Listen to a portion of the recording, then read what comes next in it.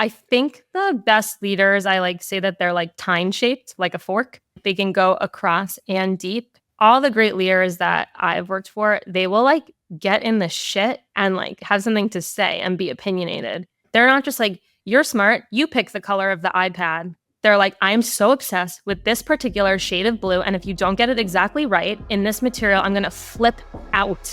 And I think there's something like really exciting and empowering about that clarity of vision.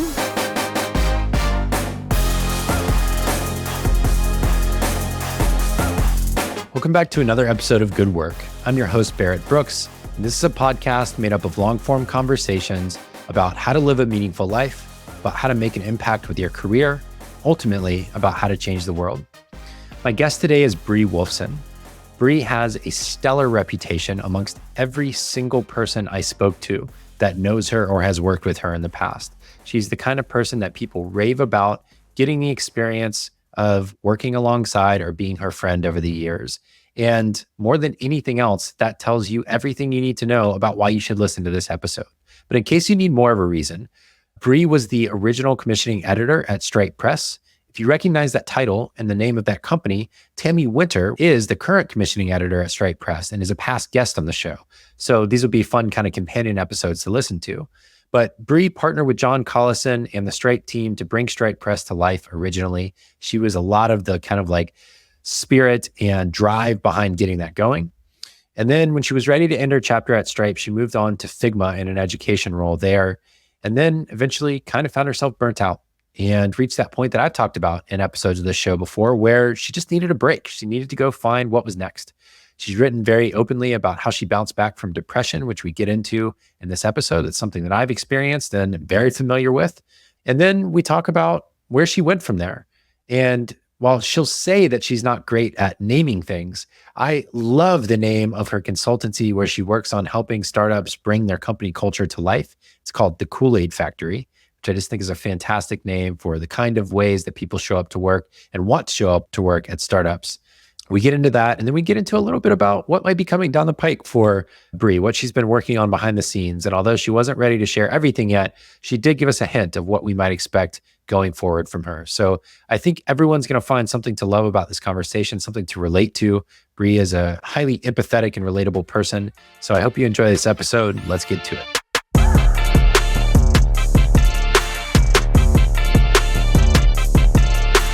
Brie Wolfson, welcome to the show. Hi, Barrett. Thanks for having me. So great to have you here.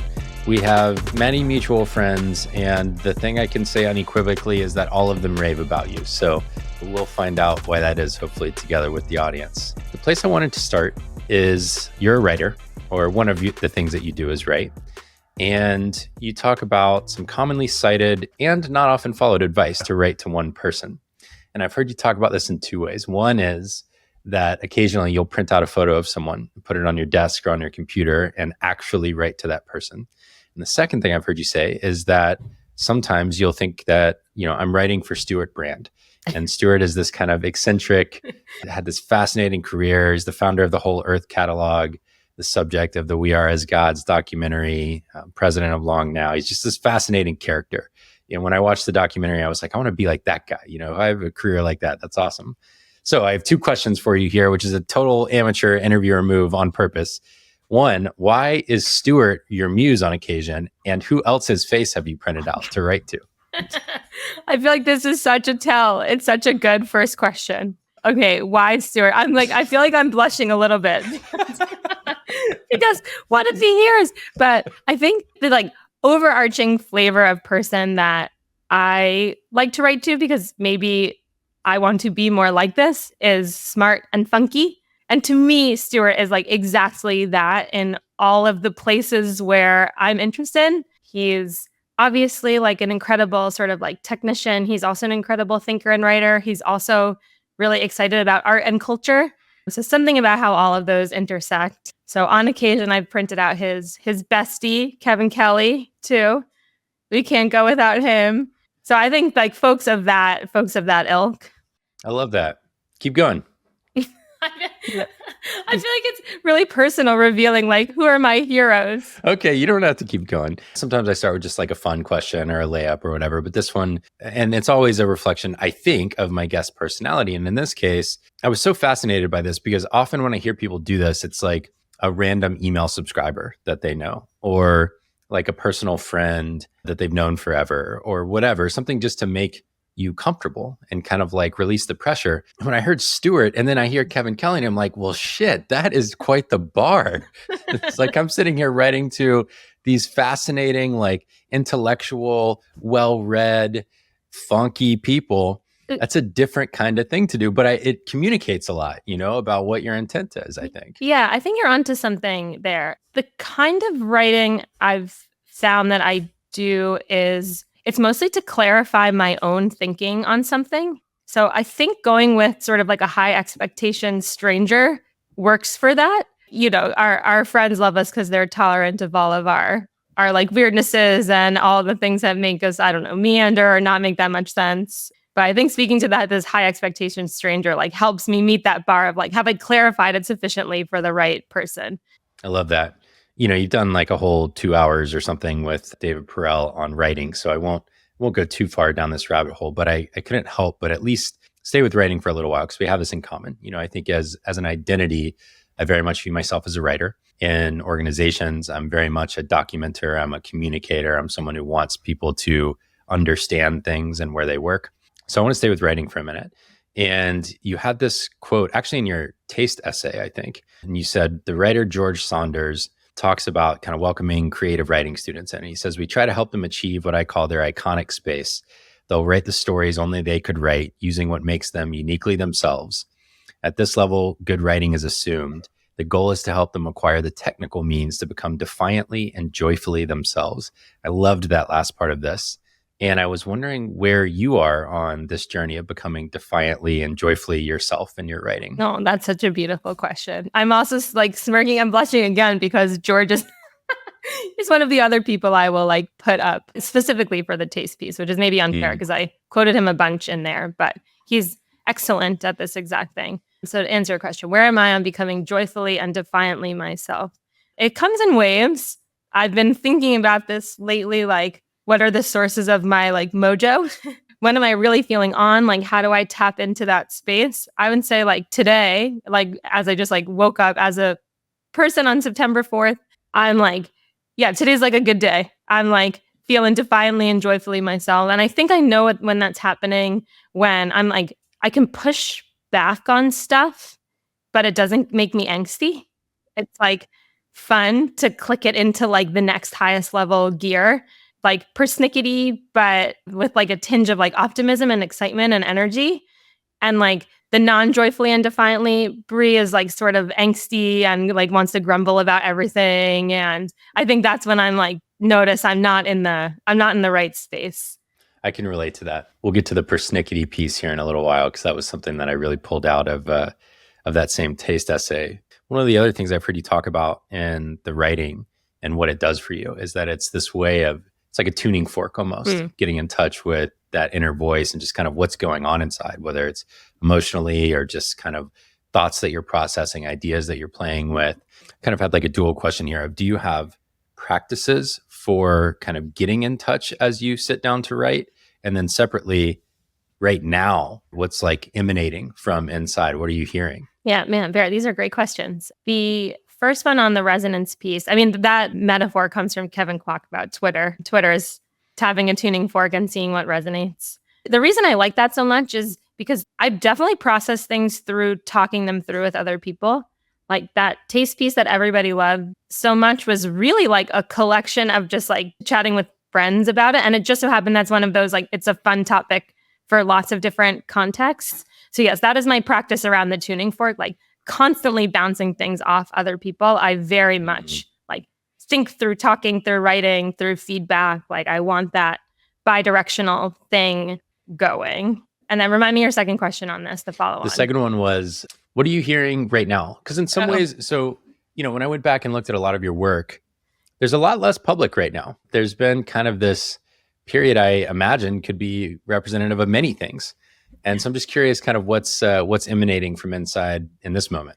Yeah, it's funny that you notice that because it's definitely reflective of my taste style, like feels kind of low at the moment. Why is that? I think this like the AI landscape is really throwing me for a loop. And why is that? I think it's like super fast. I'm not sure I totally understand the underpinnings of it all. Like I'm still marinating. Yeah, I think I said to you before, like I write when I like want to understand something. So it usually comes through like this looping period of like a lot needs to be collected and then it like turns into output. I think this is a time where I just like need to collect more in order to like understand this time. That's one thing. So my like Twitter meter is, I don't know, something's off about it. I see you laughing. Yeah, what? Yeah, no, I can relate to it. I mean, I'm not really sure what to do in this chapter of things. There have been times I'm a little bit bummed by it. I get bummed sometimes by kind of like the state of what used to be my ecosystem online. Things are clearly shifting. Like I'm good at the human pieces of these things. I don't really know what to do with Twitter. I'm not really sure what to do with AI. It's like I've played with it enough to see the ways in which it can help me and use it to help me. And also I don't know what I think fully. So yeah, I don't know. It's just a weird time, I think. Yeah, it seems a lot is shifting in technology and in culture and in politics. And they're sort of more seismic than normal. A lot is like lighting up, but I don't know how to make sense of it. I don't know how to make sense of it all yet. This is completely random, but this like bizarre thing happened to me the other day where I was just, I don't know, doing my normal internet scrolling. And it was when like Justin Timberlake got like a DUI or something. Yes. And it was like his mugshot. And just scrolling past it, I was like, oh, like another AI mugshot or something. I like just default thought it was fake.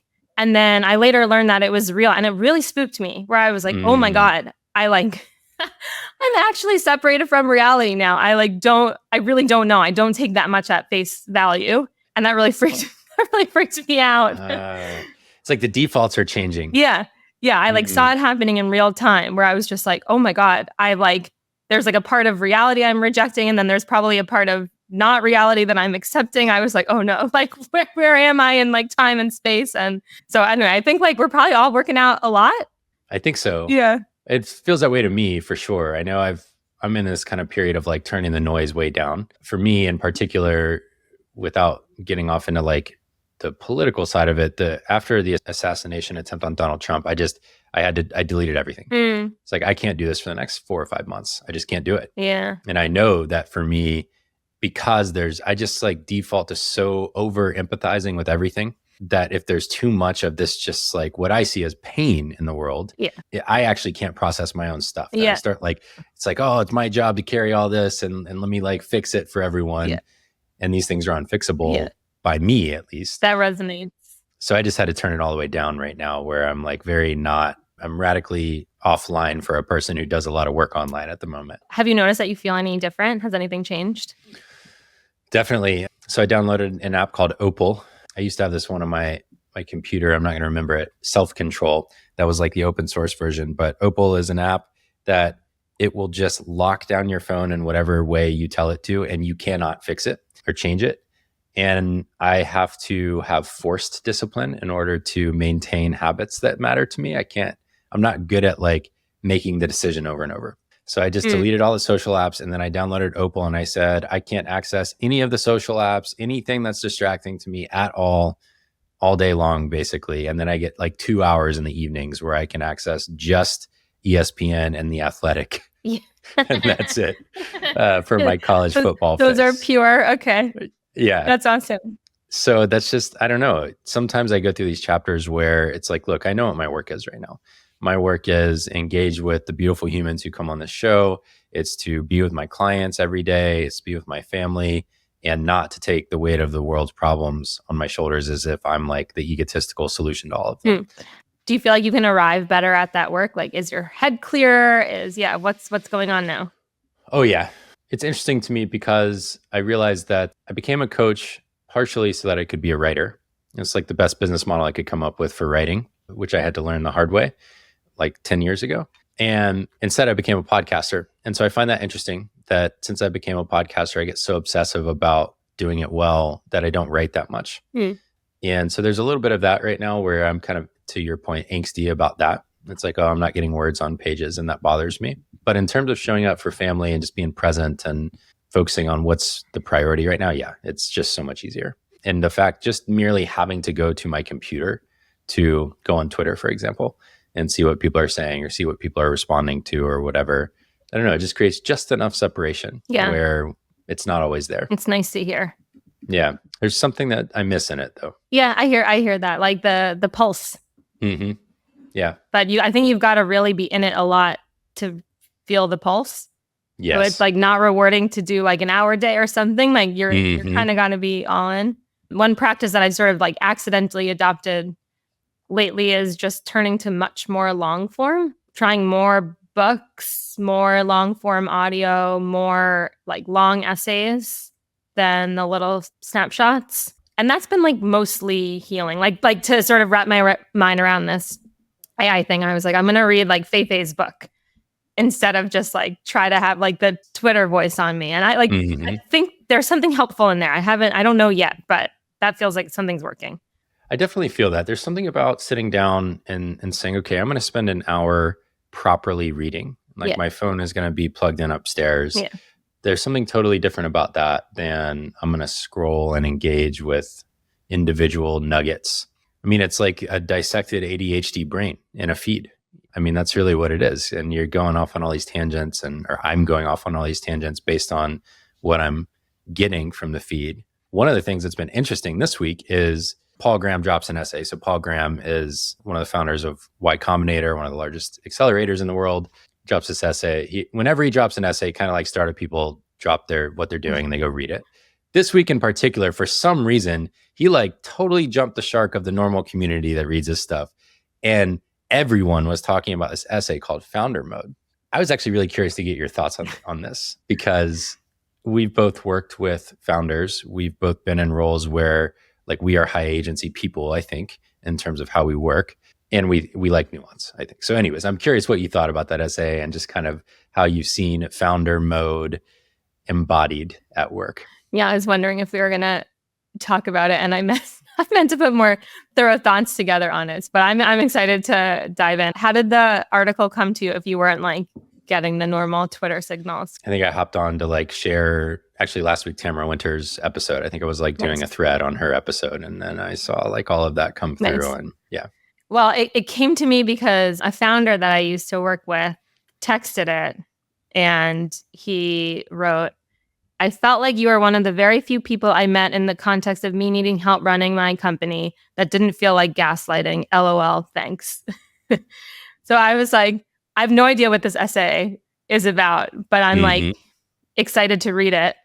And now having read it, maybe the core thesis actually relates to this like joyfully and defiantly yourself a little bit, where I think what resonated is the permission for founders to sort of like do it their way.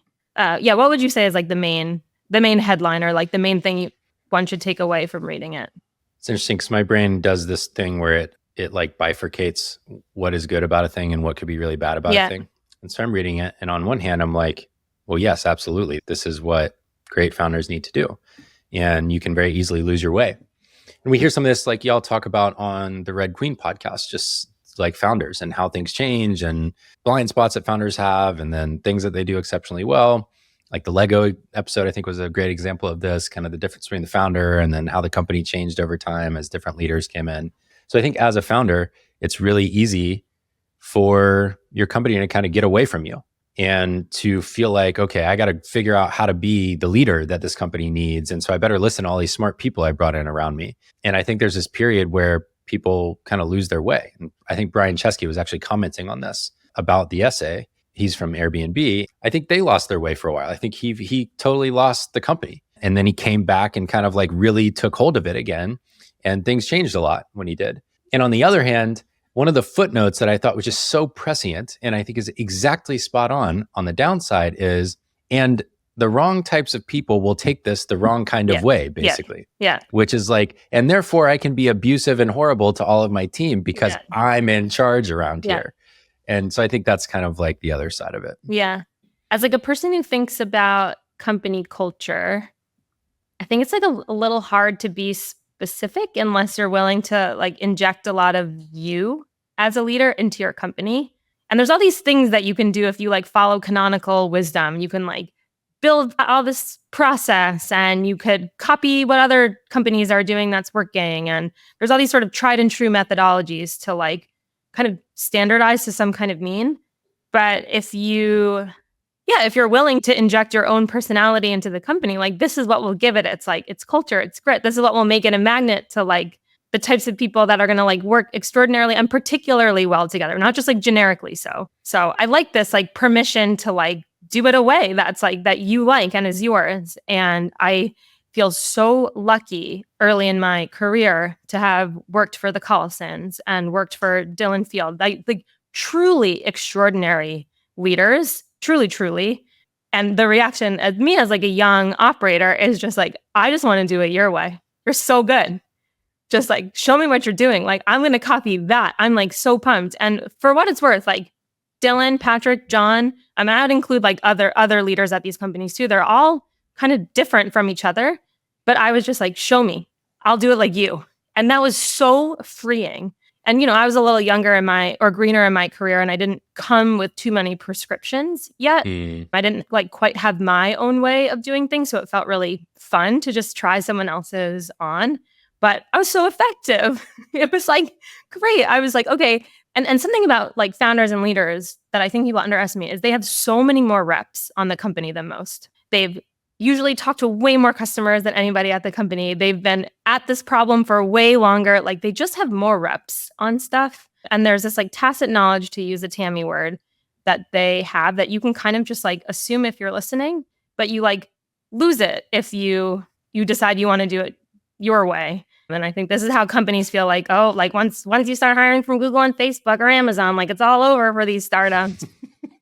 Yeah, I think there's something in here about just doing it a way that's special and like that being exciting to your teams. Right. That's the upside. And I think, really the essay was actually a question. Yes. That's right. It was actually a question. In PG terms, it was kind of a short essay, actually. It wasn't that long. It didn't take that long to read. And he's thoughtful with how many words he puts on the page to begin with. But it was really just enough to say, like, I think we got to figure out what this is. Yeah. I don't know. We don't know yet. I know some examples that I think represent what I have in mind when I say this, but really we don't know. We just know that it's not hire managers and create traditional kind of like middle management structure and kind of the boring version of what McKinsey would have you do, essentially, with no shade to McKinsey necessarily. I think the best leaders, I like say that they're like time shaped, like a fork. They can go across and deep. All the great leaders that I've worked for, they will like get in the shit and like have something to say and be opinionated. They're not just like, you're smart, you pick the color of the iPad. They're like, I'm so obsessed with this particular shade of blue. And if you don't get it exactly right in this material, I'm going to flip out. And I think that's like, there's something like really exciting and empowering about that, like clarity of vision. And it's hard to imagine like a truly cohesive culture that's not sort of like running all of its tastes through like a very small set of people. So I don't know, that's what I see as the upshot. And then to your point, what I see as the downside is like people who don't have conviction or clarity of vision just becoming chaos monkeys and making other people's lives hell and going on power trips. That seems easy to do. Like I'm picturing like a video game, like engage like beast founder mode. And now I'm going to like go make chaos everywhere. So I don't know. I'm curious how many all hands are like talking about founder mode today. I bet a lot. Yeah. I bet a lot. And I bet a lot of back channel Slack DMs and stuff are talking about it too. Yeah. Good point. Like worse than all hands. It's probably like in the leadership meeting. And it's like, we're ready for everyone, permission to be on founder mode. Like, let's see. I saw a lot of Ari Gold memes flying around after that essay came out. So hopefully that's not where this ends up. I hope there's more experimentation with like these kinds of corporate structures. Like maybe like I was just going deep on the company Supercell, and their founder is like super like hands off. He like has pods that he runs his teams in there called cells, and they're empowered to do whatever they want on the games. And they like veto power from the leaders, but nothing beyond that. And that works for them. Mm-hmm. So I'm like excited for more people to experiment. But I think many people are scared because it's very expensive to experiment with your whole org. Like mess that up, the company really breaks. And like maybe you shouldn't be using your innovation tokens on like experiments on your people dynamics. But every now and then one of these kinds of things cuts across and it's like permission to try something different. So yeah, like you said, it's a question. Let's see. I think in a couple of interviews, I heard you talking about you exploring new ways of managing organizations and cultures. And it made me wonder if you had read Francis Laloux's Reinventing Organizations. Oh man, not for a long time. I remember when I read it, it was this like, okay, so this really is, to your point, this would be a model that could definitely break your organization. Yep. But, you know, who knows? It's like, it's almost like coming up with a new economic theory. Yeah. Of like, well, what if, you know, capitalism isn't right, socialism isn't right, communism isn't right? Like, what is a new theory of operating? And the problem, of course, is, well, now you're playing with a country's worth of human beings, right? And the same, like a mini version of that is a company. It's hard to play with the whole company's worth of how to operate. Yes, it definitely because you're likely to die if it doesn't work. Yeah. Yeah. The other like obvious one people cite is like a Bridgewater or something with a very radical culture. And like, maybe this is exactly like the right matchup between like founder mode and like a way that works for you. I wonder if you had this in your coaching, but it was always surprising to me that like founders who are like not early risers, they would like do their leadership meeting at like 7 a.m. because that was like the best time given other constraints on calendar. And it was like, if you can like be alert at 7 a.m., like schedule a meeting another time. Your company, baby. Right. Do it your way. And that's like, of course, the tiniest example. But yeah, it's so easy just to get away from it. But that's a great example. I mean, I'm often a grump early in the morning. I need like coffee and I want to write a little bit and figure out how I'm feeling for the day and everything. And then I'm ready to go. You know, you get me at 10 a.m., I'm ready to go. You get me at 7 a.m. and I'm like, don't talk to me. Yeah. So, you know, that's just real. People have different rhythms, which we could get all off on a thing of like, what is a founder supposed to be? And why do they think that they have to have a meeting at 7 a.m.? But that's not... That's not what I want to talk about here. I want to come back to 2022 in a minute, but I want to stay on taste here for a second because there was this quote from your taste essay that I read, and it was, taste in too many things would be torturous. The things that we have taste in often start as a pea under the mattress. To have taste is to be persnickety, to come back to that word that you used earlier. And one doesn't want to be persnickety or annoyed about too many things. There are people who are like this. They are grumps. And I read this and I thought, oh my God, I'm a fucking grump. That is totally what happens to me on occasion. I have way too many opinions on way too many things, and it absolutely gets in the way. It made me think like, is another word for taste neuroticism? Is this just an expression of neuroticism? Yeah. And I think it might be. Yeah. I think you're onto something there. There's this like New Yorker cartoon, I think, from forever ago. It's like, if you want to ruin someone's life, like teach them about kerning or something.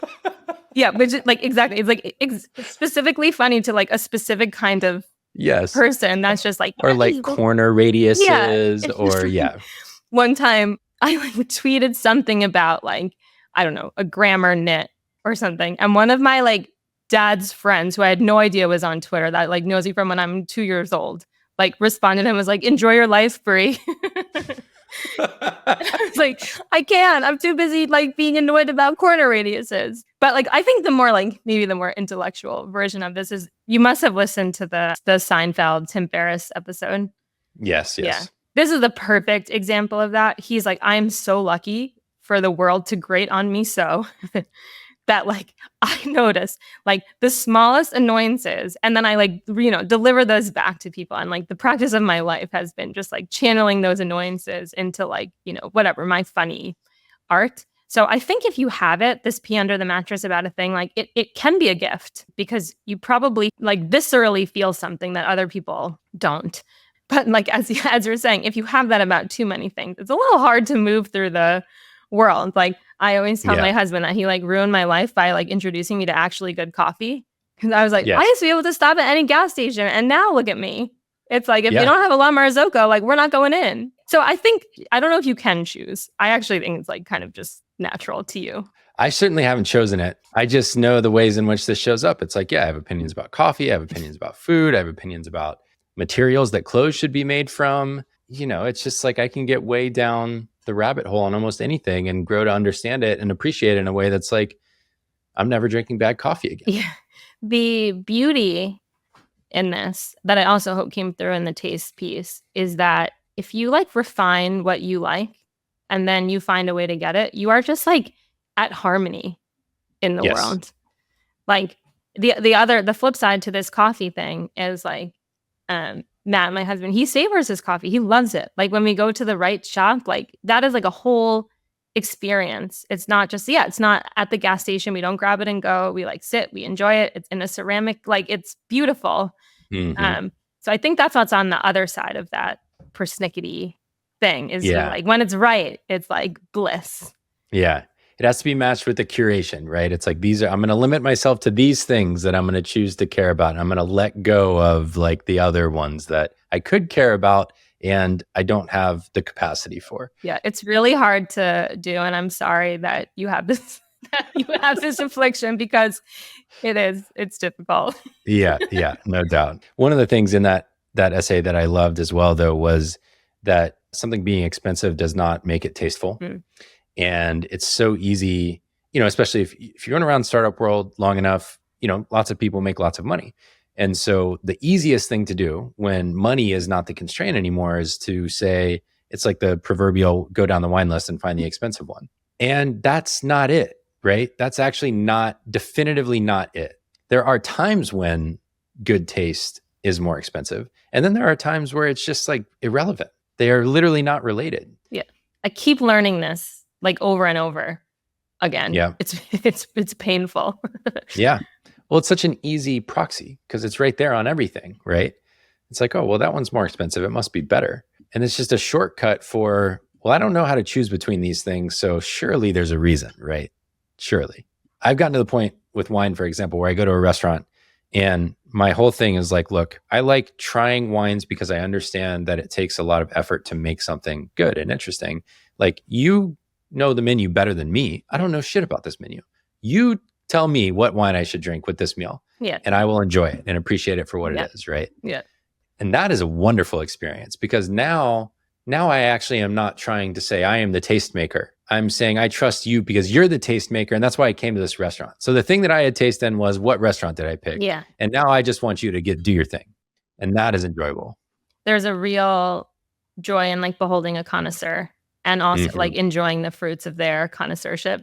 And this is why I think like curation is such an important new part of creation now, is just helping us understand, like connoisseurs helping us regular folk understand like what makes the thing great.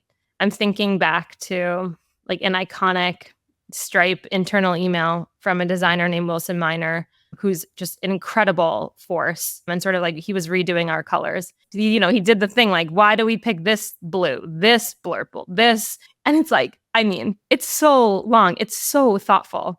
And just like, wow, I just got to download, I don't know, decades of like thinking and feeling and waiting in this because he was like generous enough to like explain his process to the rest of us.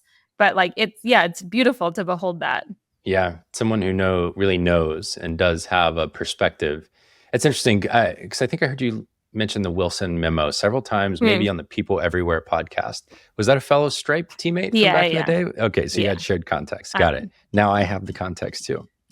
But Wilson had like an incredible career at Apple and elsewhere before Stripe. He came to us pretty baked and just delivering so much like value and soul and beauty. And like, again, I think it's like a generous act to share that kind of knowledge. I think it's really tempting to like hoard it. And it's like easier just to do your thing and not bring other people along. So anyway, I just view him as a very generous designer. Well, there's a way that you can be viewed, which is like almost like being a wizard or a magician, maybe is a better way to put it. It's like a magician magically makes things happen. Yes. And a wizard maybe like apprentices people and helps them come along with them, and teaches them the way, something like that. That's a nice metaphor. I like there's that. There's a difference between those things. I like that. Yeah. Like I think there's something powerful to being like so elusive. You can't be copied. No one can understand your craft. You're so mysterious. There's like definitely value to that, but I think much more value in helping bring other people along in that journey. I just wrote that down. I should write about that. Speaking of words on the page. Yeah, do it. So I want to come back to the writing. So I was interviewing Steph Smith the other week. She's been a writer. She's the host of the A16Z podcast. Listeners hopefully will have listened to that one by the time we get to this. And she had this kind of Cambrian explosion over the course of about 12 months of just, she was everywhere, essay after essay hit with just the right people and spread the right way. And as I was looking back through your body of work, it felt like 2022 was that for you. There was just like all of these pieces that were everywhere. They were on they were on Arena, they were on like just everywhere kind of. What was going on in your life at that time that led to such a kind of what appears as an outpouring is my first question. Then I have a follow-up to that. Yeah. About perception versus reality. The truest answer is like so much free time. I was like so loose on the world. Like I had no time constraints. I didn't have like a capital J job. So I felt a freedom to create. That was one thing. And then piece number 2 to this equation was coming out of the COVID time, which was to me, I was very contemplative during that time. I was alone a lot. I was taking a lot in, like reading and watching a lot and like bored a lot. So I think I'd kind of been stewing on many things for like a while. So like combo of like free time, lots of like thinking and stewing, not that many outlets for expression. So I think just like a lot got baked at the same time. It was like I put all these things in the oven and then like lots came out around the same time. But I think that's right. That it felt like a very creative time to me. Yeah, I mean, there was some great stuff that came out of it, and that I certainly enjoyed. And I'm just always interested in that. How does that happen? The follow-up I was going to ask is, was it more writing than normal, or was it more public writing than normal? It was more writing than normal. I had like a really like strong practice around it. That was like the one thing that structured my day. Was like spending a lot of page. Yeah, like ass in the chair, write. That was like the one thing I definitely did every day. And I don't know about your writing process, but mine is it starts usually with like an Apple Note, or like maybe you just did it, like you jotted down like a quick idea and then, you're out for a walk, more ideas come, you like sort of contribute, it snowballs. And so now the list of things like in the top of that like Apple Notes funnel is like very high. Yes, like, same. Yeah, the depth is not quite there on as many things, but like, so I think the ideas are coming, they're just not baked. It's hard to get something for me. Well, it's hard because I have so many ideas that it's hard to choose between them, like choosing between my little idea children of what to pour the time and effort into. It's also hard to know until I get into it. Do I actually care enough about this idea? Do I really care about magicians versus wizards to write an essay about it?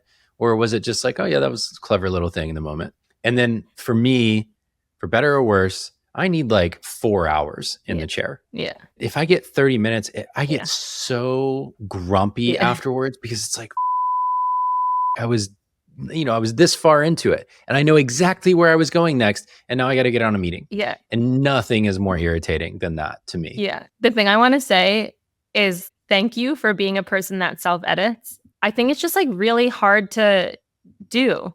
All of inertia is like pushing us all towards like more. And say more and like try it out and experiment and lower the bar, just like get it out there. It's so easy. And I think self-editing is a real virtue, and letting yourself be the North Star is like, do I want to spend my precious time on this thing is like the right way to go. But it's juicy to get those like viral tweets. Like that would be hard to deny. The funny thing is about the time you were having a productive period of time, I disappeared. I went away from the internet. Like I wasn't on Twitter at all. I logged in occasionally, but I didn't say anything for maybe 2 years. And it was the exact 2 years when everything changed.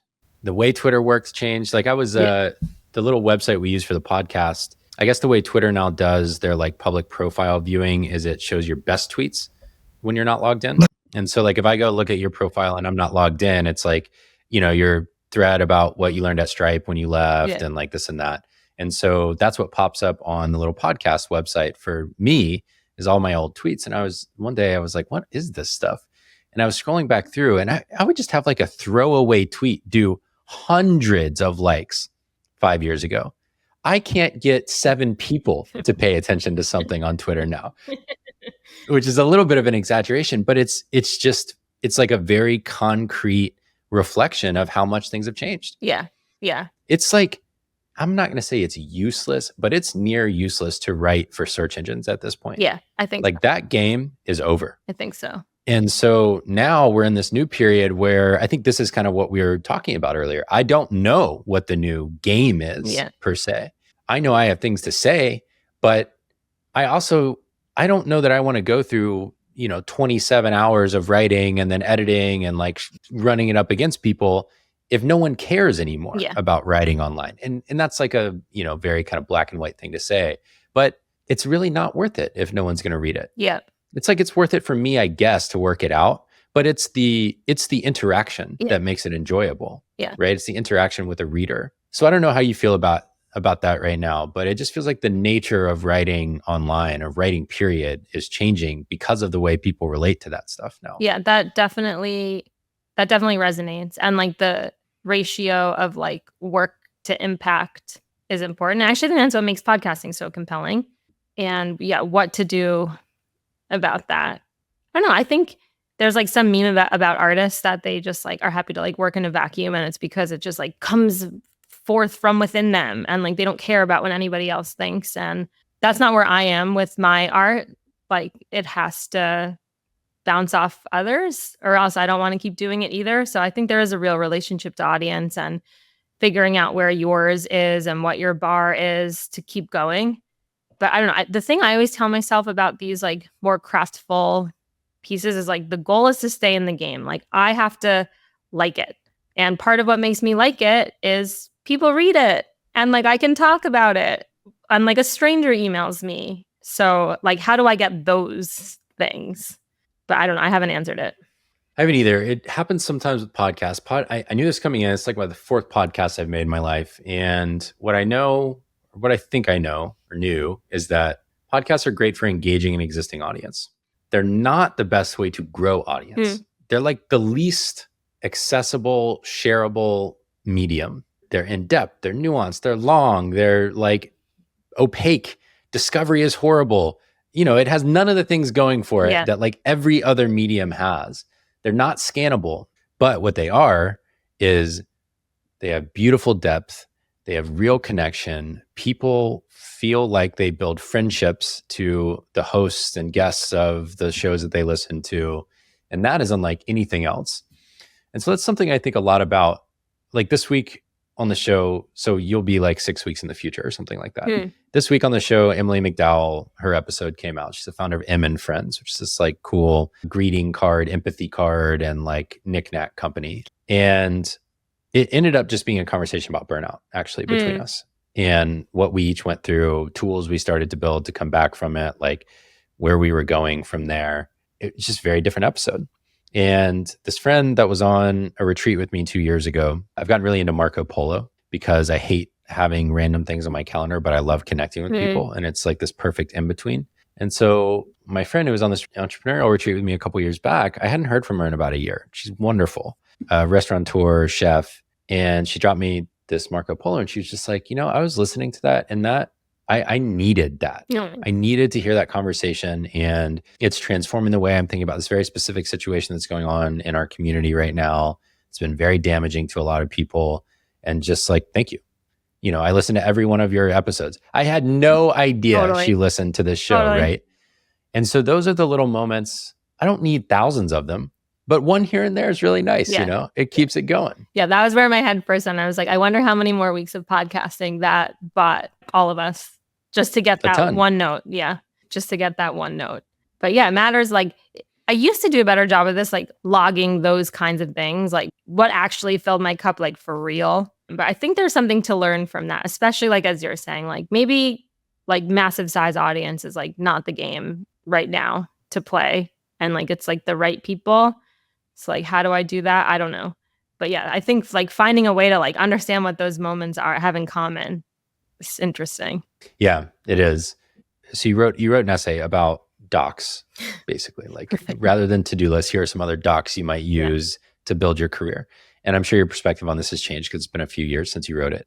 But one of them was things I'm proud of doc. Yeah. Kind of like keeping a list of what were the things I thought were going to be amazing and that I thought were really going to define my career and my like trajectory and what I'm proud of. And what actually was I proud of after the fact? And I'm curious what's on that dock for you right now, either actually or metaphorically, or just like in the moment as we talk about it, Yeah. what's in that dock for you right now? Yeah. When you get feedback from someone and you're like, wow, that's like a perfect mirror. I had no idea. And it's so funny because I actually did know because I wrote it in this piece. Like I used to think that like number go up, that's like the driver. That's like what gets Brie going. Mm-hmm. I'm competitive. It's like former athlete, like number go up. That's the thing. And the truth is, it's really just if someone I respect is like, nice job. That's like really a thing. And to be honest, I think it's like a little embarrassing that that's all it takes. And is it though? Because there is something about, okay, if Stuart Brand came to you and said, I read that essay you wrote, I enjoyed it. Totally. There is something different about hearing from a person. Of course, here, I'm going to like disrespect my audience. This is not meant to be disrespectful. I love every person that listens to the show and I want to hear from all of you. So let me start with that and then say that there is something about having a person whose taste you understand yes, and appreciate say to you, the thing you are making is worthwhile. I think you should keep doing that. Yeah. Or I think you should do more of that. And it's not that a random audience member saying the same thing doesn't matter. It does matter. But a person I've never met, I don't know their taste. I don't know their background. I don't know what they're basing it on, right? Whereas a known quantity saying something says to me, okay, you're the kind of person that like if I were building a spokes out from me and triangulating against all these forces in the world for how I want to resonate and like what I want to appear as a reflection of who I think I am, you're one of them. Yeah. And so it really means something as a result of that, Totally. Yeah. It's funny because it just happened this week. I was working with someone and they were like, what do you want? And I was like, blah, blah, blah, blah, blah, blah, blah. And I was like, actually, what do you think I want? And he was just like, cool people to think that you're cool. And I was like, yeah, that's right. So he's like, okay, let's like re-architect this whole thing. Let's like, who are the cool people? What will you do together so that they'll think that you're cool? And I was like, yeah, that, I was like, I've got this like strategy for the growth and blah, blah, blah. Who cares? He's like, you just want to be cool. And I was like, yeah, I guess I do. And it just like, that felt like, I felt my shoulders go down. I was just going to ask, what did it feel like to admit it? Yeah. It was just like, oh, okay. If that's the thing and I can like be honest, let's just do that. And you know what, by the way, I think number goes up when that happens, when you're in the right feedback loop for like the stuff that you're into. Like what we were saying before, like this is the only way to keep going is you like it. And like, the carrot like is ever moving. So anyway, that was like freeing. But it's funny that you mentioned that piece about like writing docs, because I think in there I wrote like, I used to think I wanted to do data, but actually the things that showed up on the list were like a Slack message that said, nice work or something. So I had the clues. I just wasn't listening. Yeah. I don't know how you feel about it, but sometimes it feels almost silly to admit those things to myself. It's like, really? That's all? But similarly here with the show, for example, it's like I, from the beginning, had a thesis that if I just focus on the guest experience, curate great people and focus on the guest experience, everything else will take care of itself as long as I stay in the game long enough. And so it's like, choose the right people. And what's the right person? They fascinate me and I want to ask them questions, basically, right? You like them. And secondly, that they have a great time, that they like feel respected and honored and appreciated in the way that I conduct the whole thing. Okay, well, I can't speak to number one, but number two, you're killing it.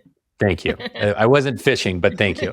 But my hope, the way I want the world to work is that then shines, right? That like shines on you, it shines on me, that over time, that breaks through the like tactical, oh, look at this edit I did on the trailer for this episode and how sensational it is. That's a way to short term. I'm not saying I shouldn't do those things. Yeah. Maybe that is a way to help people access it to break through, but there is something about staying power and like taste, I guess. Yeah. By the way, like maybe we have this in common, that like more of the vibey stuff or like the individual personal touches is what matters. I know number go up people that it really works on. I worked in mobile gaming for a short time and like moving up the charts was like the thing. Like, I know that those people exist too. And like tapping into that is like super exciting. I think it's just like, what is it for you, and being super honest. What I find slightly embarrassing is it feels fundamentally unrigorous to just be not nearly serious enough. Yeah. Or like, and like a little people pleasy. And maybe it's like also a little slightly like female gendered. But anyway, there's like, I had all this cruft around that, but my friend. Stories. Yeah. Your stories. Yeah. Like, do you know Nick DeWild? You should interview him for this. No. If you don't, that will be a great episode. He's amazing. Okay. But he's always like, Brie is like her MVP. She's the most vibeable product. Like, that's what she's into, like just vibes. And we used to joke about that. And now I'm like, actually, I'm just going to lean in. I'm going to be like vibe queen. I like it. That's what I'll bring instead. I'll look at the number go up, maybe. But like, I'm here for a vibe. And it's been such a clarifying lens for other people too, like making myself and my value more legible. So anyway, I'm like trying to like click all these things together. I think you're interested in this like life's work concept and how people like find it and get into the right loops. But it's pretty hard to be honest with yourself about what you want. It's pretty hard to know. Yeah, it is. Well, because it's so much easier to index on what other people want from you. And there's a difference there between, you referenced someone, I'm not going to remember who, but basically like the 4 categories of stuff. Like, what am I great at? What do I enjoy? Whatever. What do I suck at? Yeah. Something like that. I think it was like milligrams. Yeah. And the things I'm good at, sometimes I just really hate. Yeah. I just really hate them. It's unfortunate that I am good at things that I hate sometimes. It's true. Again, like I had all these clues early in my career. I like crush it in sales. I would crush it. Like in my early jobs in sales, like I was always the best salesperson. I hated doing it. But like I don't know how I got this. I kept this like number go up idea for like a decade after like winning and leaving sales, the most number go up like thing ever. So I don't know. I don't know if I wish I tapped into it earlier or like figured it out, but like the clues are like here. I just don't know how to put them together. Yeah, how to tap into them. Yeah. Okay, so we're about at the midpoint. I want to take a pause for a couple of minutes, but before we do that, the things I want to get to. You wrote a beautiful essay about depression.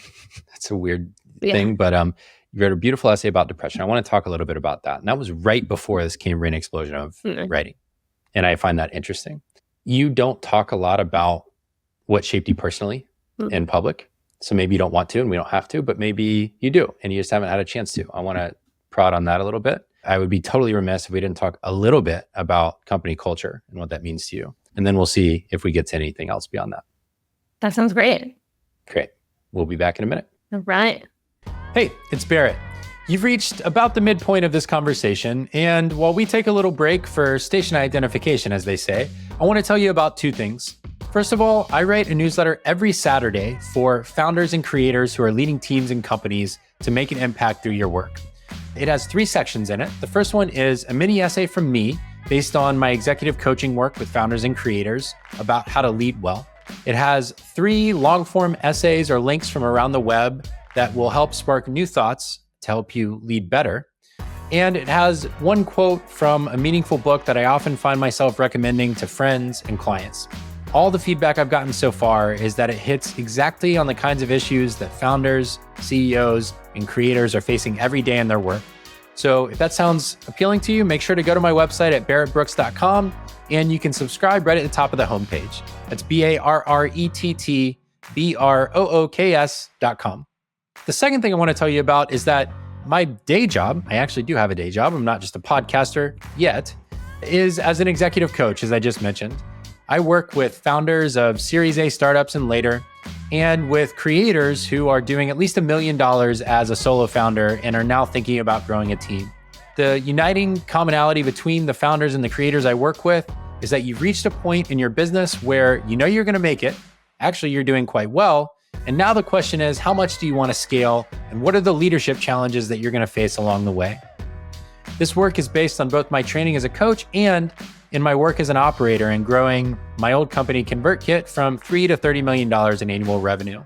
If you're a founder or creator who might benefit from coaching, or if you know someone who's looking for a coach, I'd love for you to check out my site and my coaching page at barrettbrooks.com/coaching. You can learn everything about how I work as a coach and also fill out a form to have an exploratory conversation if that sounds interesting to you. All right, that's all I got for you right now. There's no sponsors for the show at the moment, so consider me your sponsor. Let's get back to the conversation for the second half. So you wrote this essay. It was about depression. I went through a period of depression right leading up to and after I left ConvertKit as COO there. And I didn't realize it in the middle of it. Someone had to tell me that, hey, I think something's going on here. And I had to say to my therapist, I think I might be depressed. And she was like, yes, yes. We all knew. Yeah, right. Yeah. That's very good that you're coming to this. Oh, I think I wrote that down long ago. And it's a process. I mean, it's a process. And so it was really interesting to read someone else's process. The fact that you treated it almost like an operator was fascinating. So here's what I think I know about what was going on for you at the time. You're a year and a half into the pandemic, somewhere in that range, working from home. I think you were at Figma at the time. You had just broken up with a long-term partner of 5 years or something like that. And you're kind of in this vast emptiness is how I read it. Yeah. And that is new and different and partially forced upon you because of the kind of global circumstance we were in. I have so many things I could ask here, but really what I want to know is now that you have the like what we would call in memoir writing as narrative distance, what really was going on there? Yeah, I think I was just deeply lonely. Maybe we'll get into this a little bit if we go more the personal story route, but I grew up in a huge family.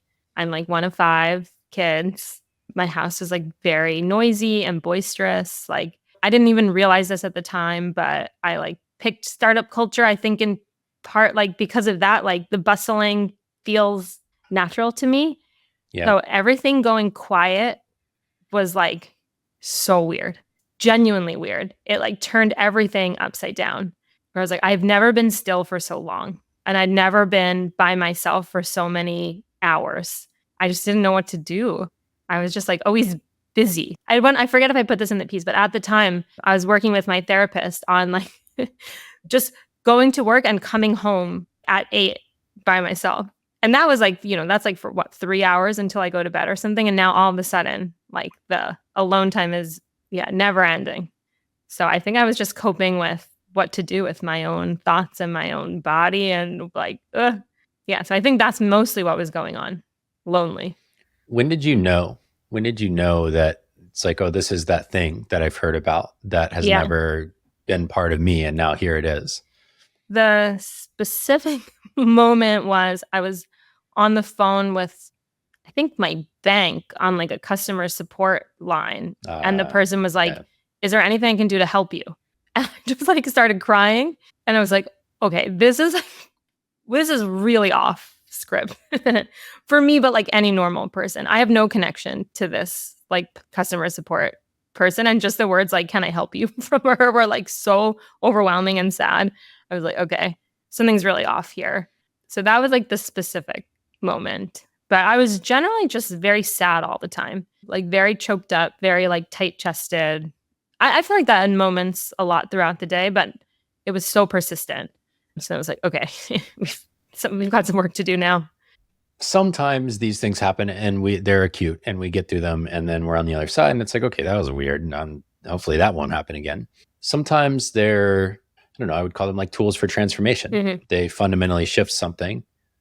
I have an intuitive sense that it was the latter for you, but I wonder if it feels that way to you. Yeah, definitely. Someone asked actually kind of recently, like a very close friend who was like sort of with me a lot spiritually in that time.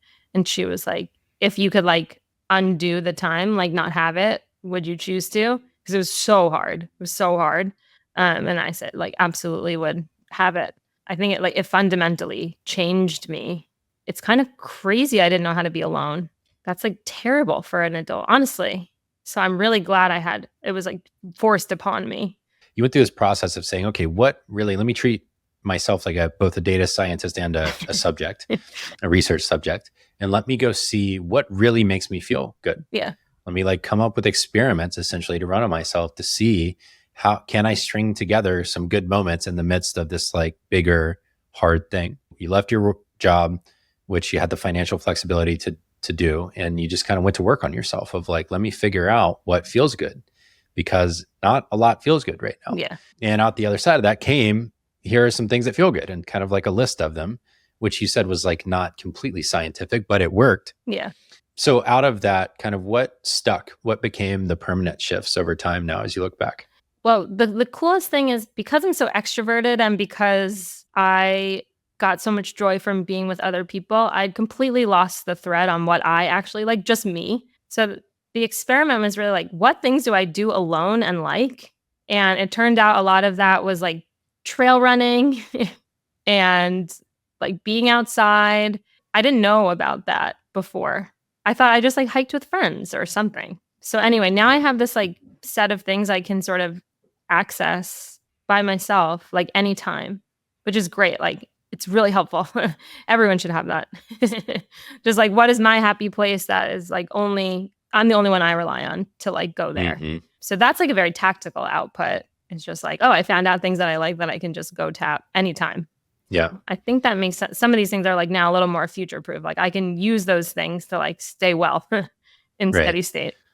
Yeah, they're wellness tools almost. It's reflective of this kind of inner world that you mentioned of the comfort of other people's presence and just the comfort of company, which I also have. I spent a lot of my life being busy. I had to learn, still am learning constantly how to be alone. I often need to be doing something to be alone and be comfortable. Yeah. So like I can go every year, I go on a birthday hike alone and do 7, 8, 10 miles and just like process through. Last year, I noticed myself how hyper vigilant I was at the beginning of like, I bet there's mountain lions in these woods. Yeah. And that would really suck. I'm alone right now, and like just doing these weird machinations. And then by mile 4 or 5, it's just like it all goes away. And it was actually a reflection of something else. I was projecting onto the forest something that wasn't actually there. Yeah. So anyways, I can really appreciate that. But I also know that there's still this like inner thing in all of that is the being alone part that feels dangerous, scary, unwelcome. If that's the external reflection of it, what's the inner journey been like?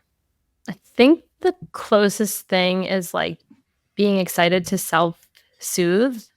That has been the most important inner journey, is just like, I can help myself. Like if I'm grumpy, the first step doesn't have to be like call a friend. Like I can do it alone. That's very empowering. I'm still definitely on that journey. And it's like often it's like, that's not the most fun first step, but like keeping that muscle strong is really important. Yeah, I feel that. There's so 2 things that have worked for me, one of which is going to sound ridiculous, but the first one is just going back to the point at which the feeling began, the discomfort, the grumpiness, the frustration, like whatever the thing is, like what was going on right before this feeling started. Yeah. Because I had this delay for me where I don't actually realize I'm feeling something until later. And so then it's like, all right, let's go back before I started getting anxious and thinking I was like dying or whatever. What happened right before that? And it's like, oh, whatever. A client told me they're moving on, or my mom called and said this thing, or whatever, I read this thing online that was upsetting. Yeah. And usually what's going on there is I just skipped an emotion. Mm-hmm. I skipped to like, oh, that made me sad. Yeah. Or I felt really uncomfortable with that exchange, or I'm scared I'm going to be poor forever after this, or whatever the thing is, right? Mostly it's not rational. It's just the emotional response. And it's like, I just needed to feel the thing. Yeah. And that is, only I can do that actually. And friends often get in the way of it. It's like if I go soothe by doing something else, it actually doesn't fix it. Then I come back and I'm alone and it's like, oh, it's still there. Yeah. Oh boy. But the other one is I've noticed the power of just sitting with myself, like just closing my eyes into the week, for example. In the coach training I did, there was just this like hand over the heart exercise. You just put a hand over the heart. I do it over my stomach as well, kind of gut type thing. And I just thank myself for all the hard work I put in on a given week. That's so nice. And like 5 years ago, me, I'd be like, oh yeah, that's what you do, huh? Yeah, I know. That's great. It's because it sounds absurd, right? But truly, it's just a different way to end the week. It's like, I don't feel anxious about all the things left undone. I feel like, oh, I really put in the effort. I really did a lot this week. That's cool. I'm building. This is the process. There's always more. And so just some little things like that, I've started to, a couple of years ago, I started building in that really helped me, self-soothe basically. Yeah. Like I can be okay on my own. Yeah. Yeah. Like a thing along those lines is there's something just like, if it feels good, just like you could do it. Who like cares what it is? I think I saw on Twitter the other day, someone was like, there's no scientific evidence that like massage is helpful. And someone was like, what the hell? Just like, let me have a massage. Who cares? It like is so nice for someone to just like rub me down, leave me alone. Yeah. Right. Or like, there's no such thing as knots or something. And she was just like, whatever. Who cares? I'll just like, get rubbed down. It's nice. I like it. So Yeah. like, Thank you for your opinion. yeah. I'll just like, you're right, your very scientific opinion, but it was a good reminder to me that like you can just solve for the feeling sometimes, like to this like fundamentally unrigorous point. Like I actually think it's like quite rigorous to solve for the feeling, to like Yeah. grease the wheels. Like why not? Why deprive that of yourself? And then there's like a second version of this for me. I wonder if you'll relate. And this I need to work on, and I have like truly no tools for it. But I think I have a pretty high like pain threshold, meaning that I think I can like withstand a lot of like paper cuts or like bigger cuts before I even notice like I'm bleeding. So I'm trying to actually lower my pain threshold so that I can be more in tune to the small things before they like feel really big. Because like a pattern I'll notice is like, it's hunky dory, hunky dory, hunky dory. I'm quitting my job. And I'm just like, whoa, how do we get from like here to there? Like getting better at identifying the steps along the way and using my rudder better instead of just like having to U-turn all the time. And I think that'll be healthy for me, but also like my relationships, where it's just like, whoa, I thought we were like over here, but I guess for over there, I didn't even know. Okay, lady. So I'm trying to work on that. Say more about the rudder thing. It's just so much easier to like, I mean, now we have to go off the boat metaphors because I don't know anything about those, but it's so much easier to like steer little bits along the way and just like keep the North Star and just go in like small tweaks. It's so much harder to change once you've like really taken the course. So I'm trying to get better at like steering along the way in little ways versus letting it get so big I need to do something dramatic. I think you framed it in your working with Brie document, which I don't know when the last time is you read that, but I think the last one was something like help me keep it breezy or something like that. Yeah. And that feels kind of like that rudder type thing. For me, what I realized in my relationships is that I'm very similar, very high pain threshold. It can get like really, really bad before I'm like, something's kind of off here. Yeah.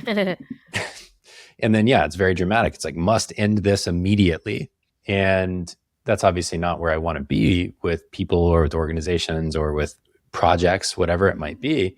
What I realized was I was really bad at making requests of like just asking for my needs to get met in relationships. And I viewed it as, I kind of subconsciously viewed it as my job to just take it.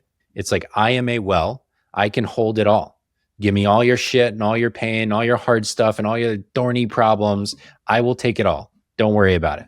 And it turns out that's not super healthy, you know? Yeah. It's like it fills the well up eventually. And it just, you got to do something with that. And so I viewed it as like learning to ask for what I need is like the plug at the bottom of the well, where if you open it, it's like now we're in a cycle, not just like the receptacle. And it's simple thing. I mean, it can be big things. It can be negotiating for your job and like what you need from it, your salary, your equity package. But it can also be small things like, hey, I'm okay with conflict, but like, please don't yell at me when we have it. I don't respond well, you know? Or, you know, it's like if you're in a meeting with a business partner and they're just yelling at you or putting little like things in between your ribs just because they know they can. It's like, I don't want to be that way. Can we just not do it that way? Yeah. I want to hear you, you know, I care about you, but I want to know you care about me too. Yeah. There's another side of this too that I'm like slowly internalizing, where it's like, it's actually just like genuinely helpful and generous to like state where you're at. Mm-hmm. And it's so easy to fall into these traps. Like, you know, I work a lot with an East Coast team, and they'll often just like throw meetings on that are at like 7 a.m. my time. And then I just like show up. And then, you know, after 3 weeks of this, I'm like, it's so inconsiderate and I'm so tired. I hate that meeting. But I literally never asked anyone to move the time, which is like so silly. Yeah. And so then I was like, oh, this is what I mean about the high pain threshold. It was just like, okay, the first time I could have just been like, hey, that's a little early. Mind if we do it later? That would have been better for everybody. Yeah. But instead, like whatever, 20 meetings later, I'm like a grouch.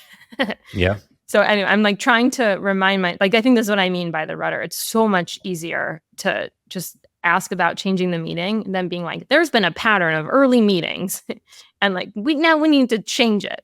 And I think that's also the breezy thing a little bit too. It's so much easier when it's just like, oh, hey, let's just like switch it up. That'll be easy. Mm-hmm. Versus like, now it's a thing and it's a pattern and it's like ingrained and I'm already pissed about it. And So I'm trying to internalize the other piece, which is like, it's actually helpful to counterparts to like know what those are and ask for them. And just how well people respond often. Yeah. I had to start trusting people that they would think about what's good for them, that I didn't have to be like in their space, head, heart, gut, whatever, and try and make sure I was providing for that. Like I could say, here's what's good for me. What's good for you? Yep. And then we can have a conversation. I don't have to like factor all of that in. It's another like funny version of this in my family. If we're like, I don't know, trying to decide like where to go for dinner, it's like crazy dance of like, well, what do you guys want? And like, oh, you're in the mood for Mexican, that could be good, but like nobody's just like saying where they want to go, and it's just really weird. Everyone's trying to like be considerate by just like giving other people room to say what they want. But then, like, I think we never end up going where anybody wants to go because no one will just say. It's like decision by committee, Yeah. But I see why you start with, it's like, it's generous to like tee it up for other people to do it their way. And actually, I think it's also like as generous to be like, I'm kind of feeling Mediterranean. Yes. And someone can be like, that really doesn't sound good to me tonight. Yeah. And that was always the reality, right? That was always the reality. It's just now we know. Totally. So I'm trying to reframe that a little bit, but I'm working on it. Yeah, no, I hear that. There's takes time. So I was thinking like, all right, do I want to go company culture and talk about how some of this stuff applies there? Do I want to go personal story? But if it's okay, I want to go the personal route for a few minutes. So you're one of 5. What number are you in the order? 2. So part of this story is that there's like steps and halves in here. So I'm like from a blended family. My stepsister, who I adore, and we've like grown up together forever. We're actually 2 months apart. So we were like in the same grade growing up, and it was like super fun. And my brothers are the same way. They're 4 months apart. And then we got a little one who's the half and mix of all of us. Okay. So we've got like a fun, like weird Brady Bunchy setup. Yeah, I was going to say very Brady Bunchy. So the one thing that you have hinted at, and you separate them, you've never said them together. But what I put together is that you were an All-American college soccer player. Is that right? That is true. Twice. Okay. 2 times. Because you'll say you were an All-American and you'll say you were an athlete/soccer player, but you never say those things together. So, I mean, like that is rare. It's rare to be exceptional at a sport at that level. And I'm guessing that it shaped a lot of just your experience of life, especially college, I would imagine. So yeah, maybe just a minute to talk about how athletics shaped you and kind of like the ways in which it contributes to how you show up now. Yeah, this is one of those essays I will write one day because my relationship to myself as a former athlete has like changed a lot over time, but it's settling down now.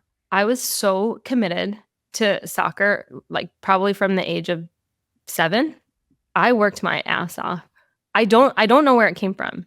I really don't know, but nobody was asking me to do it. I just wanted to. That like came from just inside me. I just lost a little bit of that work ethic, but like every day, multiple practices, like practicing myself. I used to like when I watch TV do like planks over the commercials. Like I don't recognize those things anymore, but like I really worked hard to be great. And then it was so fun to be great. I also went to college in a small town. I went to Williams. So the athletics is a big deal there. And it's a part of the community because everyone comes. And I like remember I played forward with one of the people in my class. And we like overheard these 2 girls on the sideline being like, you be Sarah and I'll be Brie. And that was like, I don't know, it was just very special to like excel at your craft and then sort of like make that part of it. So anyways, a huge part of my identity. Just like in terms of, I like also got into college because of soccer. I probably wouldn't have made the cut for such a good school on my academics alone. So I felt like I like owed all of my comeuppance to soccer. And then it was like super weird when it was over. I was like, I wonder what I'll be good at again because I just put all these hours into it. But the things I think it taught me the most, one is just like working hard and what that feels like. It's different to work really hard than to work hard. 2 is just like the experience of being coached. It's funny, like in management feels very different than coaching. So I'm like happy to have had the experience being coached where just like someone tells you what to do and you just do it. They're like, get on the line and then you just do. I'm like so lucky to have like played a women's team sport. I had like a whole subculture of like that was like just girls That was so freeing, especially as like a teenager and a young girl. And I also like was playing soccer at a time that was like women's soccer was cool. We had like won the World Cup. And so I like liked having like a just girls club for some time. And the last thing I think I learned is like, I kind of abandoned this because I thought it was too cheesy and now I'm back on it. But like, I think I really got teamwork there. I think I've really got it. I think I really understood it. And like, you know, you never like all of your teammates, but you like play well together. And that's really important. I think it's like a pretty hard skill to learn. And I think I got that. I know it's a funny thing. I go back and forth on this too. I played baseball growing up and also just from the inside worked exceptionally hard for unclear reasons. And I would have had to go to a really small school to play college, but I could have played in college and I chose not to. And baseball in high school, number one, was an escape from other stuff going on in life. But two, it was the first time I really saw the power of vision in the sense of just naming, this is where we are going.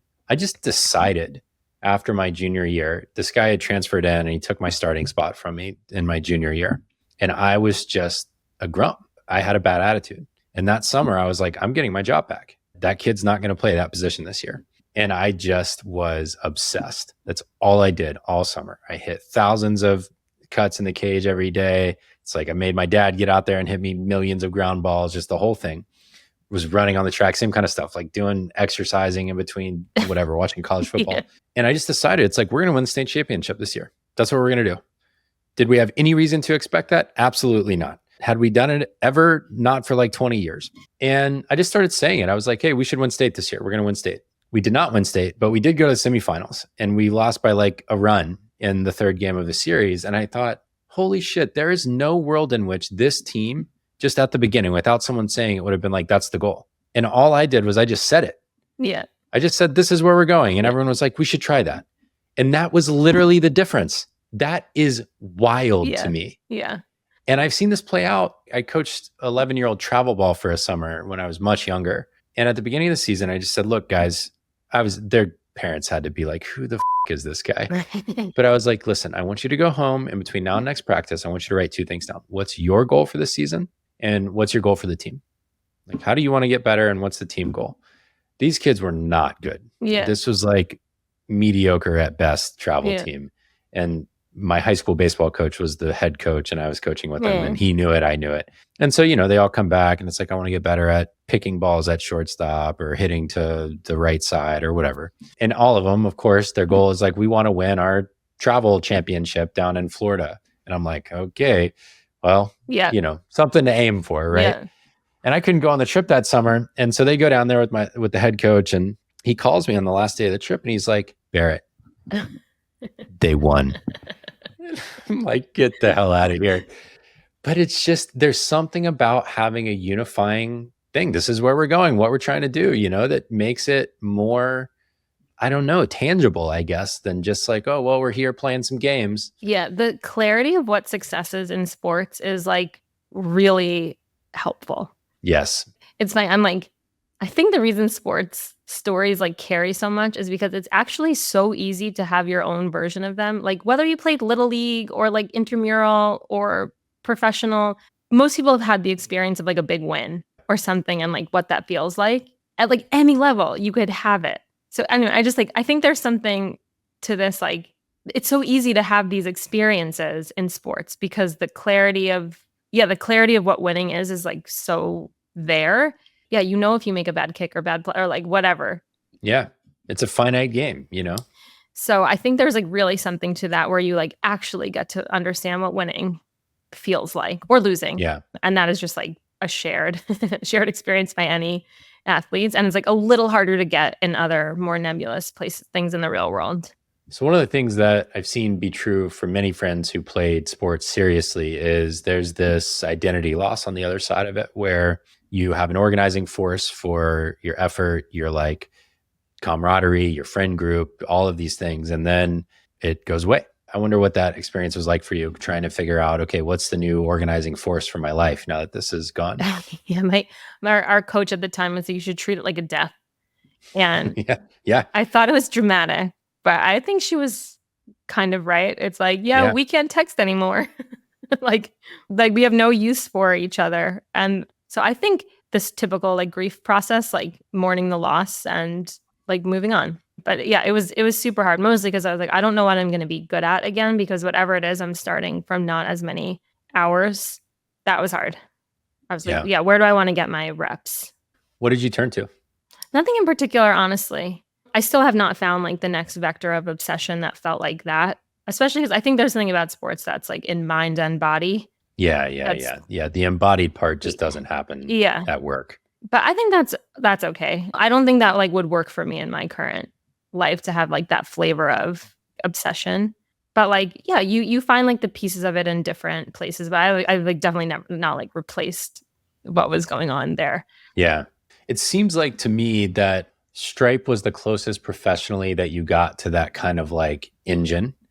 And I get curious too about whether the Red Queens thing is like that kind of female camaraderie feeling and teamwork type deal too. Yeah, definitely. So I don't know if both those things resonate or to what extent they do. Definitely. Like the very best thing ever is just like to win with your people. And that can take so many different shapes in real world. And also like to your point, you can just like invent what winning is. And then it has to be like enjoyable enough along the way to stay in the game. So this is the thing we keep playing with on Red Queen, is just like, how do we keep doing this? Like kind of the goal is just like keep hanging out.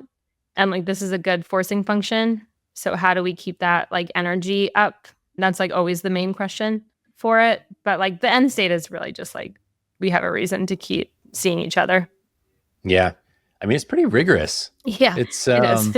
It's got like some flavors of the Founders podcast and some different things, but it's rigorous. I mean, y'all are doing a lot of work to put that thing together. Thank you for noticing. Yeah, it's funny. We were supposed to release a new episode today, but none of it felt to met the bar. So we're going to re-record it this weekend. And I'm so proud of us when we do that. And we're also proud of us when we do that. And it's like, not that we want to do the extra work, but like we are definitely willing to. So yeah, I think all those, like some of the trappings of what I was just describing are in there. And I would say the thing that felt the best about working at Stripe, like I didn't come to Stripe like these are my people, but it was that we were like all kind of green and forming together. I have like a joke that it was like a cult for people who are not that into cults. We all sort of just like got into a particular way of working together, and we like all believed that it was like the right way. And then we were winning together. And, you know, you never know if like what's in spite of you, it or because of it or whatever. But like that was just the fact. Like it was just working, whatever we were all doing. And that's just so fun. Like it's just so fun. I think that was like the closest to that, like winning with your people feeling. Yeah. It's like, it's so magic. I've never heard anyone ask you this. It's okay if you want to skip it, but when did you know you wanted to leave? So I was talking to someone the other day. I like extremely naively was like, I just want to do it again from the beginning. Mm-hmm. I was like, I've learned so much. I've like absorbed so much. It's like my turn to give it back. I want to do it again. So I was like, just find me Stripe, but not Stripe. And I'll do it again. Now I know like it's so rare. Yeah. These things. It's so rare. Looking back now, would you have left again at that time? No. Really? Yeah, no. It's hard to say now because the job I left was like getting Stripe Press off the ground. Right. Now that's Tammy's role, and it would have been a completely different thing if I was still there. And it is like Tammy embodied. It's like it's perfect. So just like the idea that it couldn't have been her doing that is like a reality I don't want to live in. Yeah. So, but like for me personally, I don't think I knew how special and unique that setup was. I thought you can just get it again.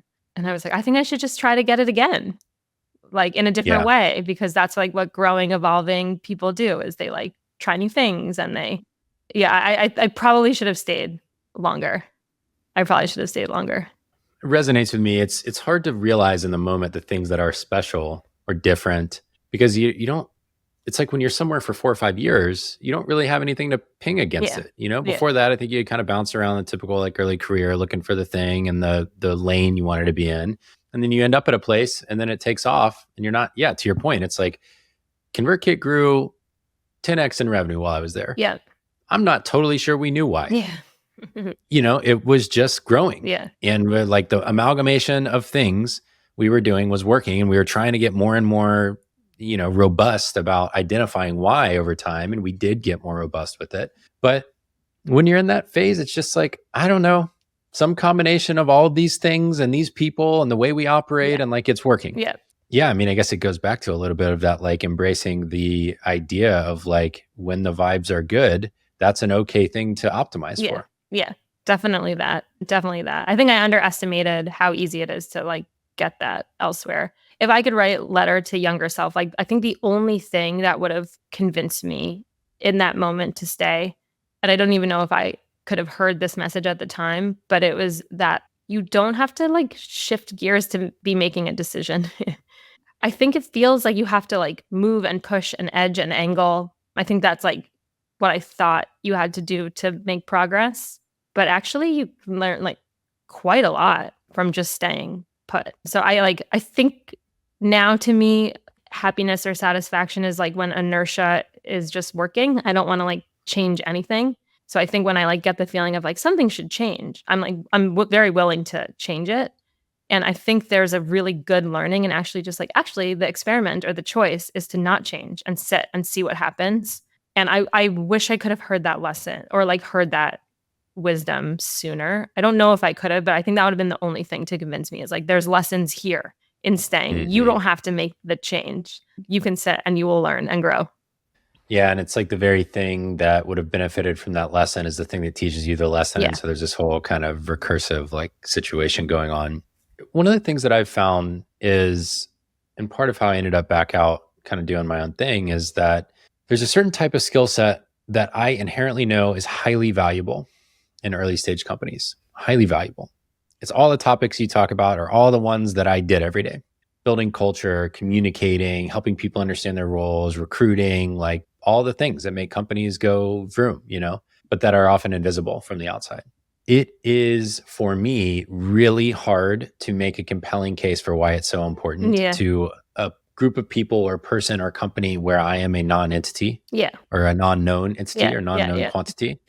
I don't know if you've had that experience. Stripe obviously has much more name recognition in kind of like startup world than ConvertKicks. It was bootstrapped and remote and weird in a bunch of ways before those things were at all cool or acceptable.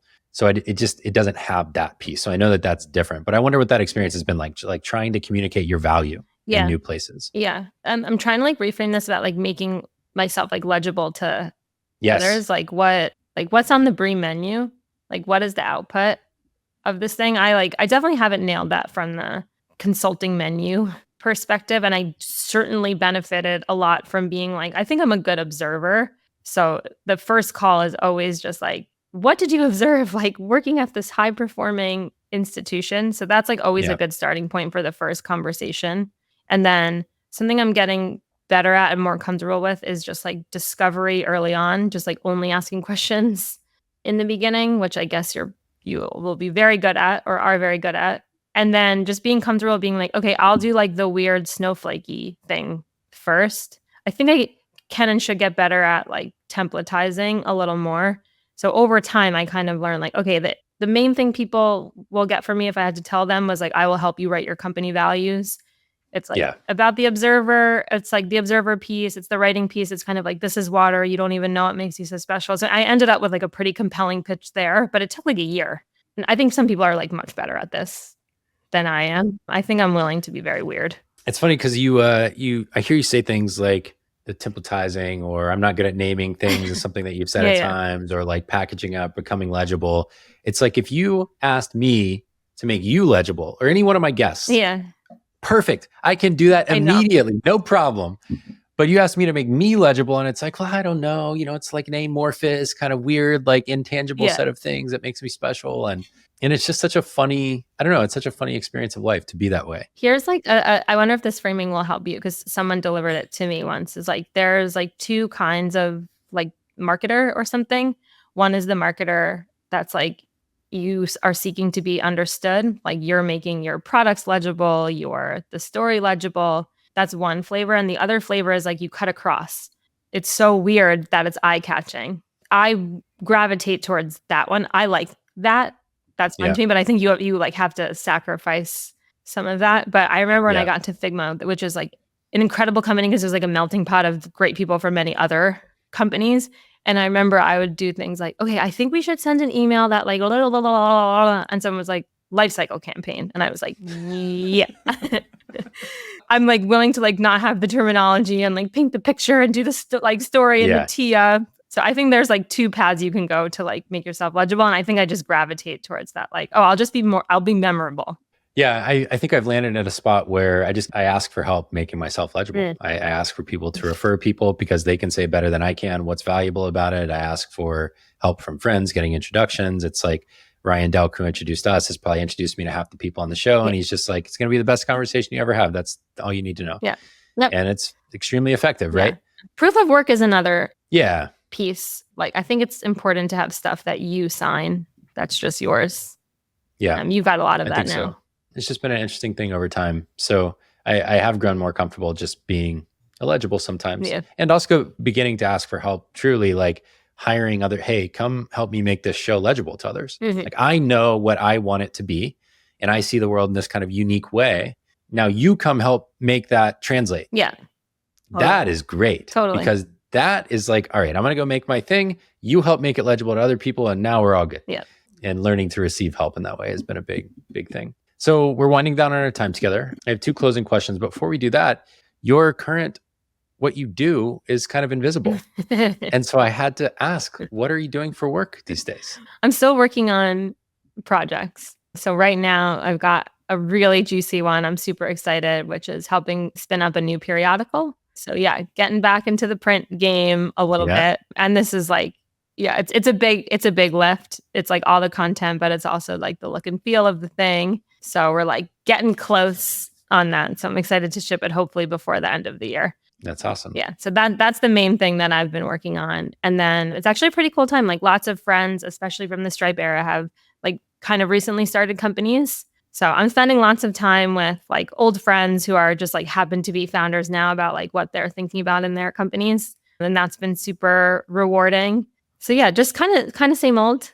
That's awesome. We didn't and we won't today get to the Constellate chapter and the kind of like founder experiment. So that'll have to be for next time or something. The other thing I really wanted to get your thoughts on that I'm just bookmarking for later, which I always do, and I'm sure the audience is like, I hate you for this because then it just leaves this open loop, is the LGTM culture idea. That was in one of your essays. I loved that so much. And I just like my heart broke a little bit when I read it. Why? Because you felt like you had been, like promoted it by accident? No, I hate that experience. Yeah. I hate the experience of here's a thing I did. What feedback do you have? And it's like, looks good to me. And it's like, no, it can't possibly look good to you. I know it doesn't look good. It's my first draft. What do you mean? And then I have to just rely on myself because there's no. You know what I will tell you is that still whenever I publish anything online, it's always the Stripe people that are like, you have a typo here, you have a typo there. And I love it. Because, then I'm like, they're actually reading. Yeah. They're actually reading or listening or whatever. Like, I don't know. I just think that is, to be a leaned in like recipient of something is like, that's a gift. Been taking this writing class for the past year. So I experienced sexual abuse growing up and I've been pretty public about that and like shared that journey with people. And becoming a dad really helped me confront that, integrate it, and then see all the other growth that I needed to do like as a human being for my boys. And so I want to write about this. I want to write about like becoming fully myself, basically. And that's hard. I mean, that is hard sledding. It's like one thing to write about something like a concept that I understand in the world. It's another thing to try and figure out what really changed in me and what were the unlocks and key points of the story and everything. Anyways, we get paired up with other writers. And every time I get a piece of their writing, I'm like, I'm going to print this thing out. I'm going to make notes. I'm going to like typo, sentence structure, piece structure, like what I took away from it, what I wanted more of, I'm going to give you the whole thing. And sometimes I'm like, I don't know. Is that what you signed? I don't know if that's what you signed up for, but I hope that was helpful. I've had this experience so many times where I'm like, I don't know, someone's like, why don't you meet my friend for like a coffee? And then we've ended up like way deep. And I'm just like, was that like comfortable for everyone? But like the people who it works for, it will work for. It's just you. Yeah. Yeah. I know exactly what you mean. Oh man. Okay, my two closing questions. Do you have a couple extra minutes? Can we go over by a couple? Yeah. Okay. So the first one is the name of my like umbrella company that will never be the public name, but that resonated with me is Unbearably Beautiful Futures. And that is this kind of like encapsulation of this hopeful optimism I've always had. And I think it's my way of combating like an inner creeping sadness or like pain that gets reflected into me from the world, or that I feel as I'm reflecting on the world. And this hope that like through our work, through the way we show up, through the way we treat people, that we can change that. Like we can bend the trajectory, right? That's the point of the show. People bending the trajectory in one way or another. So I'm curious what the most beautiful version of the future that you'd like to help build is. One question that chews on my mind a lot is like how to help people find the right jobs for them, which seems a little rote, but I think there's something, we like spend all of our days at work, and like how do we make that more satisfying, and like how can that be a source of personal pride and satisfaction? And I think we don't give enough credit to just like choosing the right context for you. I feel committed to that work, especially for a younger generation, just helping them find themselves in more positive feedback loops by just like picking the right kind of work to do, the right kind of company to work in. And it's mostly common factors. I don't know what shape that will take, but like helping people find the right work that like makes them come home at the end of the day, like proud of what they've done and in a good mood and collaborative. Yeah, I care a lot about that space. That resonates deeply with me. It's where I began my entrepreneurial journey a year out of college, was trying to figure out that problem. Just didn't have a good business model for it. But I've in many ways returned to that work. Yeah. I was really struck by the number of negative and kind of like vehemently reactive comments on your post about what you missed about working at Stripe. Really got kind of roasted, huh? I had a really, I always get defensive of my guests as I'm researching them. It's like, no, you don't understand the point of the thing. And especially because you spent the last, 20% talking about the very thing that people were commenting on and like trying to provide some context around it. But what I took away was actually that sure, it might be exclusive to some people. And I agree. Like it just may. Some people may decide I value something more. It's why I'm not at a startup right now. I have a 4-year-old and a 2-year-old and I want to be home with them. But that's my choice, right? Yeah. But I also know what the other side looks like. I know what it looks like to work 15-hour days and be happy about it and be like, that was some of the best work of my life was when I was up at 1 a.m. and my designer was up at 7 a.m. her time in England and we were working together, like that was awesome. Yeah. And I don't know what to tell you. Like if that makes you angry, I just wish you could have the experience one time because there is something about that. Yeah. Why do I think people reacted so strongly? Yeah, I don't really know. I think here's my take on it. Yeah. I think that work is deeply painful for most people. I think that's right. And I think this is why this work matters so much to me. And what you just said matters so much to me is that I don't think it has to be that way. I think workplaces cannot heal people, but people can heal through their work. Mm-hmm. Those are different things. Mm-hmm. And given the right context, to your point, given the right culture for a person, given the right mission that people can grow into over time, I just think work can be healing and it can create more wholeness. And I think that can be beautiful and it doesn't have to be painful. Yeah. And help people have better days. I like already alluded to what like fantastic leaders I think the Collisons are. But when that debacle was happening and Hacker News was kind of blowing up with nasty feedback, I like pinged my friends at Stripe on comms and I was like, I like did not expect this at all. Like, please, like, let me know what I should like. Should I take a debt? Like, what should we do? Hacker News is such an important space for Stripe. I was freaking out. And Patrick pinged me and he was like, I'm so happy this is out there. Like, I don't want any of those people to apply to work at Stripe. Yeah. And I think this is like a little bit too about like, it's good to be opinionated. If like some people don't reject your stance, like, is it even really a stance? I appreciate anyone who puts a stake in the ground. I appreciate anyone who's like, I'm on that side. And I appreciate anyone who's like, I'm not on that side. That's fine. There's room for all of it. You use examples of this when talking about the operating principles work you've done. There was a company you worked with that said seek pain or something like that. That's Replit. And then I think On Deck said like, this isn't a 9-to-5 job. And there's just, some of it is just being explicit. It's like you define burnout in a Twitter thread, I think as how much you care divided by how much control you have or something like that. That's from my friend Jorge. And knowing going in what control you have is like so much of why it's important to define these things and just make it known. It's not like everyone has to agree with me. It's if you're going to come to work here, you need to sign up for this. Yep, exactly. Like, and to your point, having the self-awareness of like, you know what, I actually need the 9 to 5 or less setup right now. Right. So I can't like be here every day, like railing against the culture and biting the walls. Right. And the reality is like, I work all the time. I was working till 1 a.m. last night, but it was after my kids were in bed, you know? And so it's just like, so anyways, all right, I digress. Sorry. My last question is, who are you becoming through the work that you're doing right now? Oh, who am I becoming? The most important answer to that question for me is like more steady, more even keeled, better at the marathon than the sprint. Like that's what I want. I think I've like done that explore mode and now I'm like excited about what exploit would look like. Like I talked before about like I didn't know where I wanted to get my reps in. I've experimented. I don't think I still have like pointed the focus on like where to put my reps on, but like I think I'm getting closer. So now I'm like gearing up for a new kind of chapter. So I want to like have the prepared mind, body, spirit for like that. And I don't know what it is yet, but like that's who I'm becoming, is just like prepared to get the reps in on like one particular thing. So that's who I hope. Love that. Brie, this was awesome. Every bit what I hoped it would be based on our shared connection. So thanks for being here. Baron, thanks for having me. This is super fun.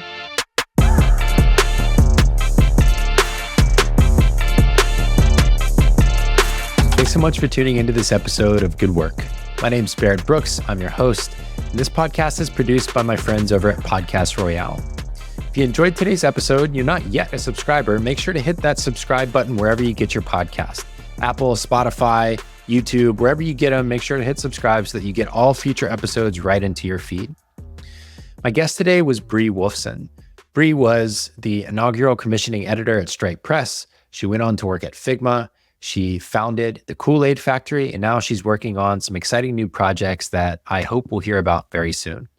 We had a deeply meaningful conversation about the path that she's followed in life, how she recovered from some hard periods in her life, and how she thinks about the work that she does today. And I hope you could relate to much of that. If you want to dig deeper on Brie's work, you can find her at briewolfson.com. Find her at Kool-Aid That's her company culture consultancy. And then you can find her often on X or Twitter, however you like to refer to it, at Zebrieze, if I'm pronouncing that correctly, but that's Zebriez. And of course, if you're looking for any of the links, any of the topics that we talked about, people, references, anything, make sure to go to the show notes. Goodworkshow.com has this episode's show notes and every past episode show notes. You'll find takeaways, timestamps, links, and everything else you could want from every episode there. So make sure to check that out. If you got something from today's episode, I would really love it if you would consider sharing it with whoever you think might enjoy it. Drop the link into a text message and just send it to one person. Or if you're feeling really generous and you have any kind of audience on social media, just share one thing you took away from today's episode and drop the link in on LinkedIn or X or Instagram or wherever you hang out. I really appreciate the help helping other people find the show. All of you that I hear from, whether it's an email, a text message, some people send me Marco Polos, I constantly hear from you that it is having a deep and meaningful impact on your work, on how you see the world, on how you view yourself. And I want other people to find it. There's not much more to it than that. I need your help spreading the word. So if you enjoyed it, please share it with a friend, share it on social media, and I'd be so grateful.